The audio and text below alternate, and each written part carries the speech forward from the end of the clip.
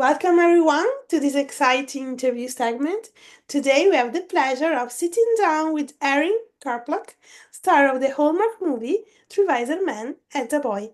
Join us as we delve into Erin's insights into her character and the challenges of filming this movie. Thank you for being here with us, Erin.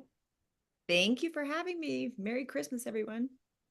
A pleasure. So, can you tell us a little bit about your character in Three Wiser Men and a Boy and its prequel? I play Carolyn, who is she becomes, is it okay to spoiler alert? Yes, yes. Okay. So she ends up becoming the love interest of Tyler Hines' character. And I like to think of both these characters, they're kind of like the anti-heroes of the show. They're very sarcastic and they're not, they're a little bit different. So it was fun having to kind of match Tyler in this. Carolyn meets the boys. She is a volunteer at a children's school. She's a piano teacher. She shares a lot of similarities with Tyler's character, and her niece and obviously Miles' character go to school together, and that's how Tyler and I meet. Amazing. And what initially attracted you to your role in the prequel of this movie? Uh, Honestly, like I love Christmas. I think a lot of people they love the holidays, and it's been a couple years since I've done a Christmas movie. The script came my way and I read it and I just thought it was incredible. I loved the scenes because they were very funny. They weren't, really kind of saccharine. There was some like depth to them. There was a little bit of banter. I like that she's a little bit of a tomboy. And when I actually read the script, they did not let me know that it was the prequel to this movie. I thought it was like an independent, like a separate movie. And Yeah, I read it and I thought, oh, this is great. And it wasn't until after I found out that it was actually going to be like the sequel. yeah, So yeah. Yeah, but it was very well written. I know Paul Campbell very well. He's a very talented writer, and I love how he brings characters to the page. And I like in this that there's also some real grounding it. Like every family has some dysfunction and some complicated dynamics. And I like that Paul's able to, in the script, bring those to life in a way that still makes you feel good because they overcome it, but it's real. It's not just, glassy, like kind of glossy. I like that there's a little bit of reality to it that we can all kind of identify with and learn from. amazing.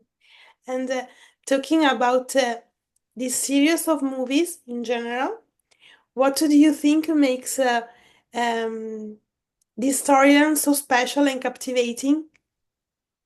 It's a great question. I mean, just to piggyback on what I was saying before, it's that family dynamic. I mean, if you're lucky to have a family, being able to see stories that you can identify with and relate to, it brings, I don't know, it makes us all feel like we're not alone. And also the holidays are kind of magical. Christmas kind of brings this time of year where you can put differences behind you and you can move forward and you can grow and celebrate and feel joy. And I loved the dynamic of this particular show because the chemistry between those three guys is so captivating. Like I love watching the three of them together. And even Matt Hamilton, who plays like, what is his? I know everyone's real name, but their character names. He plays like the Uber Christmas guy that helps them. I mean, all the Fiona's room, all the characters are so incredible that that's kind of what made me think that this was really special. Yeah. And what was it like working with the rest of the cast and crew on set? We had so much fun. Like so much fun. And this film, it actually followed a very long strike. As you know, the actors, the writers, the directors, there was a very long strike last year. So this was my second project back, but like kind of a bigger project. And we were all so happy to be there and working. And it was already a show that was established. So I got to be a part of jumping onto something that was already created and this magical kind of piece. And only familiar with Paul beforehand, and I've worked with Matt Hamilton before, but joining the cast, my day before filming, I'd never met Tyler before. I didn't know when I first read the script, I thought, oh, this actor and I, we're going to create, because we're supposed to be quite alike. We're a romantic match, but we're supposed to, like, I'm the female version of him. So I didn't actually know when I first got the script that they'd already filmed it. That character was established. So I'm actually needing to create my character around his. I thought, oh, this guy and I will create this character together. And then at the table read, I was like, oh, whoa, this is a whoa as we were filming. And that was my first time meeting Tyler. And I was like, oh, I have to mimic everything he's doing. So it was a big switch up. And I was like, okay. And that day he called me and he was so nice. He was so warm and welcoming. And he just said, we're really happy to have you on board and I'm here for anything you need. And so it was really fun, just having that trust going into shooting and knowing that any questions I had or we had this thing with the candy cane, like I would mimic him, like he had this thing with a candy cane and we had different ideas and we kind of really play together. So it was fun. Everyone's professional and it was just like honestly probably too much fun. But sometimes I was like, right, we're working. And Terry Ingram, the director, and we did another Christmas movie years ago called Christmas Lodge. So him and I had a very good shorthand. Like we've worked together before. So it was kind of like coming home to family. And I was grateful that I was coming on to, an already well-oiled machine. Yeah, great.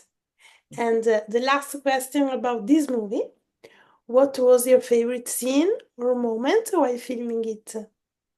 Ah, there's so many fun ones. I'm gonna say two.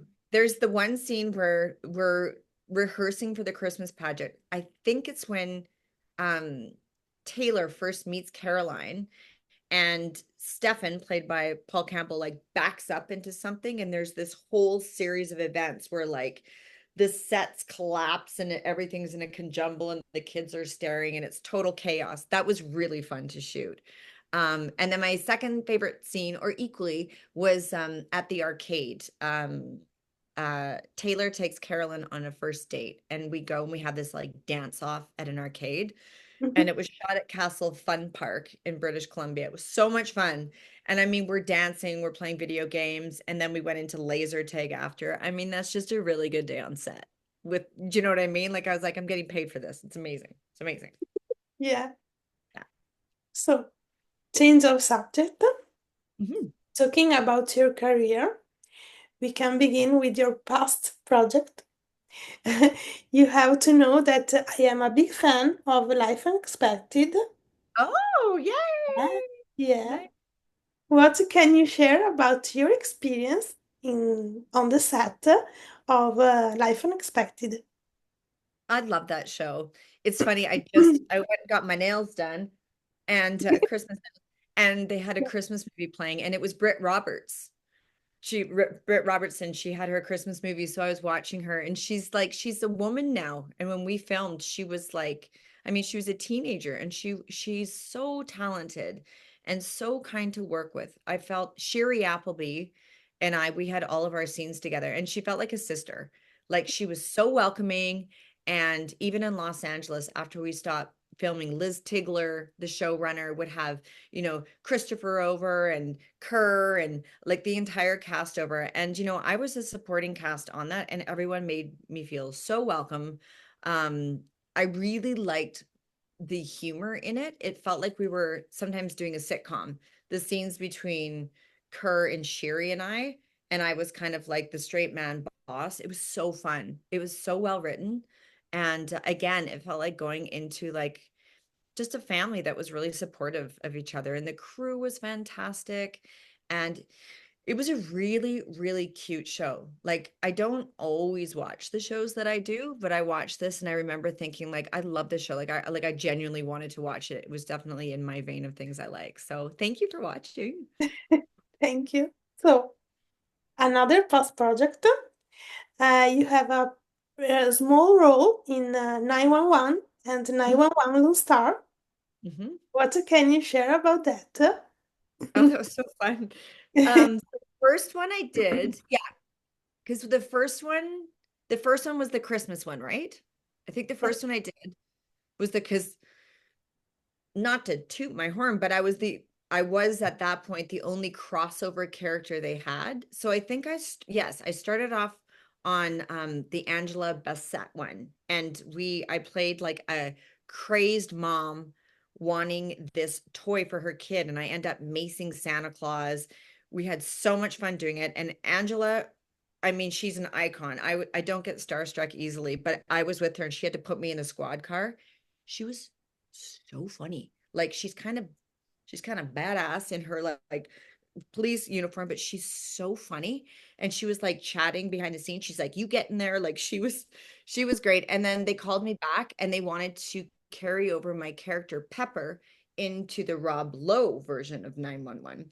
And in that one, I've kind of my character's kind of had a she's been divorced and gone through some anger management therapy. And then we have her there kind of hitting on a guy. It's hysterical. It's very real life situations, but my character kind of always we had it a little bit of like a bit of humor on them. So I got to work with like Rob Lowe and like all these incredible people and Liv Tyler and um it was really fun and it was fun. I was, living in Los Angeles. It was fun to shoot on the lot there and it's a big show. A lot of people watch it and I was just glad that I got to do I wasn't just like the crying woman. I was like it was a comical part of it, which I love making people laugh.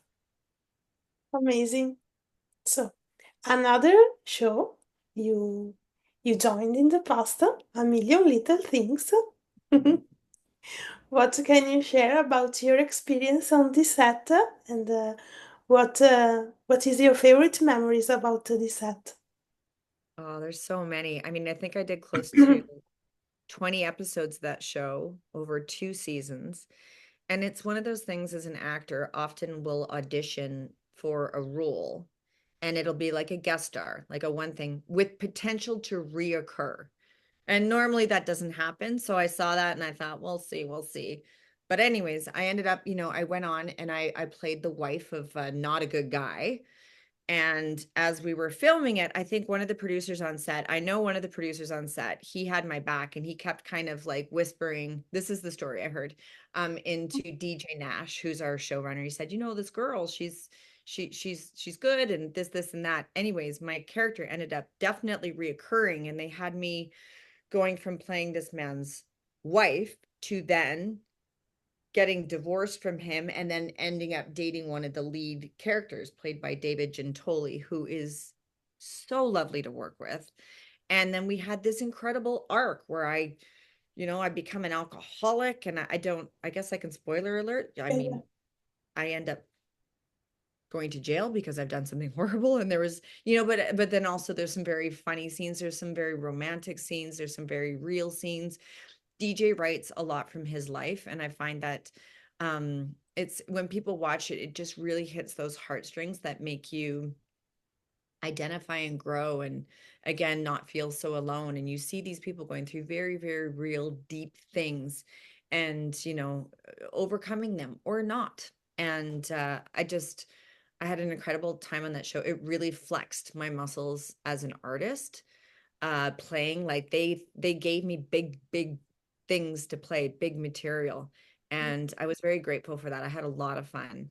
And again, that crew was just that cast and crew, I've been really lucky, was entirely supportive, and I couldn't ask for a better partner to work with than David Gentoli. And yeah, it was an awesome opportunity and it's a big show. I went to Mexico and people were like, "Oh my God, things," and everywhere I went, it had a really, really great fan base. So it was, I was very grateful to be a part of that show. Thank you for watching. that's amazing. So, talking about more recent project, we have two holiday movies, Christmas Love and Fudge and Mhm. Christmas at Ours Lodge. What can you share about these two storylines and what is your favorite memories from these two movies too? Okay, so here's a real thing that happens. Um, Christmas Hearts Lodge, I'm not involved with. Someone put it on IMDb Oh, and they said that I'm the lead of it. And I tried to contact IMDb to say I'm not in this movie. I'm not, this isn't me. It's been up for years. It's not, and they nobody believes me. So you've heard it from me in person that I don't know what this movie is, and I'm not involved with it, but it's on IMDb and I can't get it taken down. So that happens sometimes.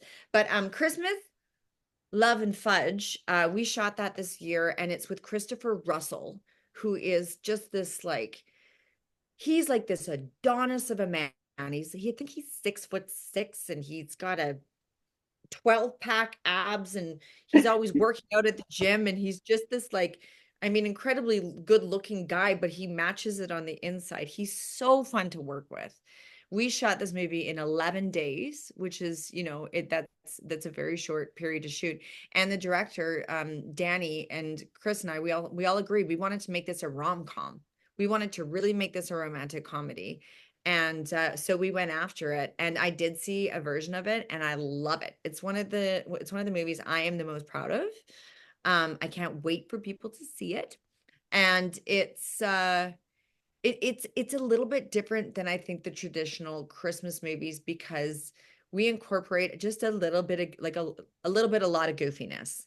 And they really allowed me to, as the female lead, kind of really go for some humor. And Chris is such a great straight man to play opposite that. Like, he just let me go and be kind of cuckoo and try things, and he just matched me by grounding it. And I just like, as a person, I just can't say enough good things about him. He's got, his family that he loves, and we go to the gym every morning and work out. I would literally have like my 8-pound weights, and he lifts like 60-pound weights. It was so next to each other. It's just physically like I'm like this and he's like this tall. It was so fun. It was so fun. He was great to shoot with, and the quality of the work that we did, I'm very proud of, and I can't wait for people to see it. I really can't wait for people to see it. Great. So, another TV show you joined recently as a guest star, The Irrational. Mhm. What can you tease about the storyline you had in this show? The Irrational. It was really fun to work on that show, because the director of that episode was the director of my television show, Being Erica, which was it kind of was shown around the world. And so Yeah. it was my first opportunity to reunite with Holly Dale, and we had a great time. It was wonderful shooting it. I play a CEO. I loved my wardrobe, and Jesse Martin is just like so cool. We were doing a scene, and we're in TV mode and we're doing our stuff, and he mentioned we started talking about theater, and he was talking about doing Shakespeare in New York. And I said, when I wrapped Being Erica for my 30th birthday, I flew myself to New York to see Al Pacino uh, on doing Merchant of Venice, and he was playing Shylock. And Jesse was like, I was in that. And then we pieced it together. It was like, oh my God, because it was so long. And then he told me all about all of his adventures. And he has such like a long history of working. He's such a pro.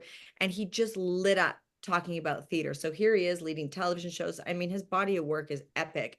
And he's such a kind person to work with. I always love it when the cameras roll, especially if you're a guest star. It can be quite nerve-wracking going onto someone else's show. And his big eyes just were right there, so supportive, so welcoming, made me feel so at home. And yeah, I haven't had a chance to see it yet. I did a little bit of voice work for it recently, so it should be coming out soon. But yeah, it's a really fun show. It's not a fun show. It makes you think. So it was fun. Fun to Yeah, do. yeah, exactly. Yeah. So, change of subject again, Mhm. talking about your career in general. This is a question I ask to all the artists I have the pleasure to talk with. What have been some of the most memorable projects you have worked on throughout your career, and why for you? Hmm. It's fun. I mean, I've been very lucky. I've done over 100 shows. I'm so grateful that I work as much as I do. And I've never got typecast. Like, I've never, if you think of acting of like a spectrum of the rainbow, I'm lucky. I get to play purple and green and yellow and orange, and I get characters that cover lots of different of these colors. So I could not be more grateful because I like telling drama. I like telling comedy. I like doing different mediums like independent film, television, limited series, long running series, all the things, web series. Yeah. But for me, my favorite character in my favorite show would have to be Being Erica, which played on the CBC. It was in, I mean, it was in 180 countries at one point. And it was a story about a woman who was riddled and debilitated with regrets and found herself in her 30s, not loving her life.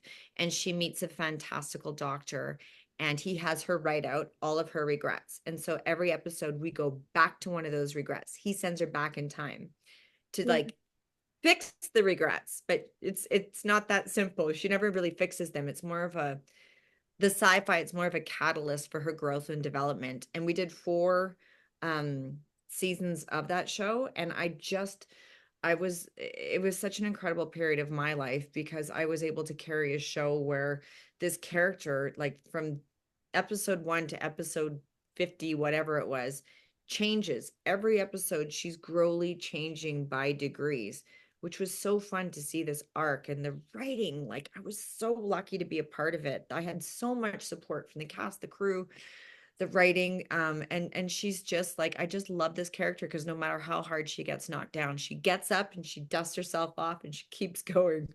So I learned a lot. I learned a lot on that show, personally, professionally, spiritually, everything. And it's the one show that even to this day, I still will be, stopped in the streets and people will say how much that show impacted their life. They shared it with a loved one, um, potentially in the last chapter of their life, or it inspired them to get their degree, to find their biological father, to like step up in life and dust off and get going. And so for me as an artist, if I believe that storytelling is really, really important, I look to stories to motivate, inspire, comfort me, allow me to escape whatever it is. So if I can do a show that does that for someone else, it just me like I just feel like my life's purpose is met, and Being Erica was definitely that show. So again, like couldn't be more grateful, and I just I love talking about that show. And if people say, what's the one thing of yours I should watch? I'm always like, Being Erica was a really good kind of showcase for how much of a nerd I can be. That's amazing. So, a quick question. At Hmm. Survival shows, we are big fans of Christmas rom-coms. What is your all-time favorite? Christmas rom-com? Yeah, yeah, yeah. Do you know which one I like? And help me with the name of it.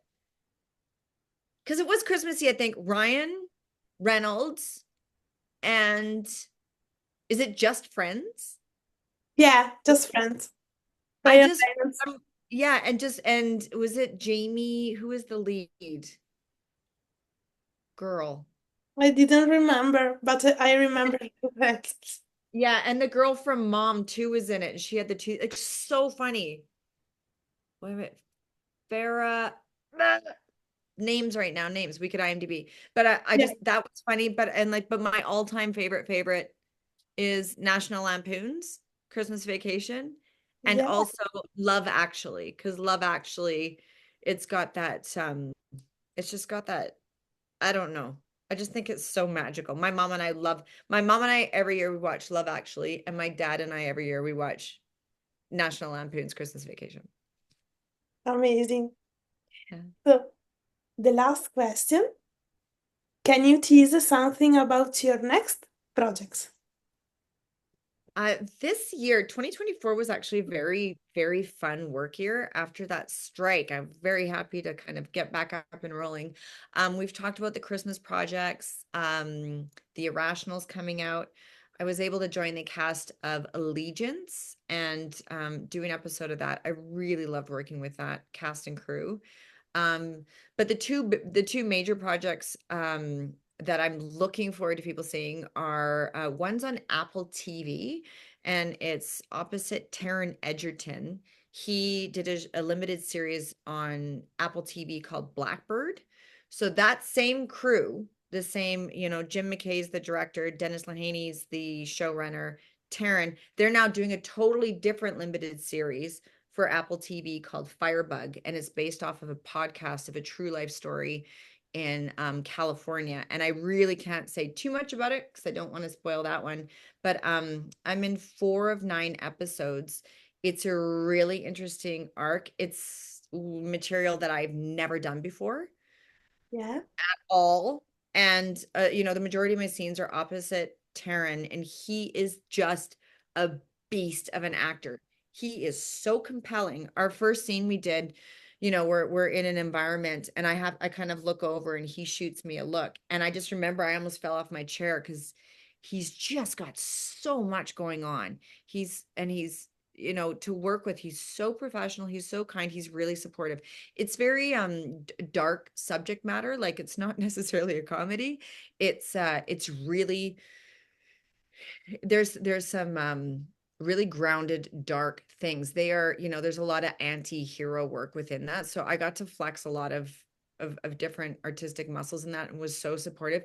It's like a ping pong match when you're with another really good actor, and if you or a tennis match, and if they hit it to you, you just got to like hit it back. And I tell you, man, Taryn, if in that metaphor, is like one of the best tennis players in the world, and to kind of be able to hit stuff back to him, it was such a pleasure.